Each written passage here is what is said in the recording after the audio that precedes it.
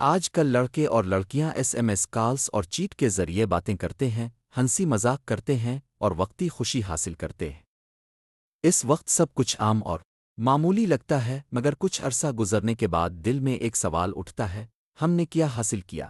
سوچیں، اس وقت کے چند لمحوں کی خوشی کے بدلے اگر دل بے چین ہو جائے، گناہ کا بوجھ محسوس ہو اور صرف افسوس باقی رہ جائے، تو کیا یہ سودا ٹھیک ہے؟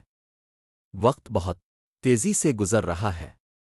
جو آج ہمیں ہلکا سا لگ رہا ہے، کل وہی چیز پچھتاوے کا سبب بن سکتی ہے۔ اگر کسی کو واقعی کسی سے تعلق کی خواہش ہے، تو شریعت نے اس کا پاکیزہ راستہ بتایا ہے: نکاح۔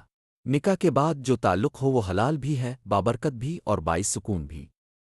اس کے برعکس غیر محرم سے بلا ضرورت باتیں کرنا، دل بہلانا اور ناجائز تعلق رکھنا گناہ ہے، چاہے وہ موبائل کے ذریعے ہی کیوں نہ ہو۔ آئیں اپنے آپ سے سچا سوال کریں: کیا ہم چند لمحوں کی لذت کے لیے اپنی آخرت کو خطرے میں ڈالنا چاہتے ہیں؟ ابھی وقت ہے، خود کو روک لیں، اللہ سے معافی مانگ لیں اور پاک راستہ اختیار کریں۔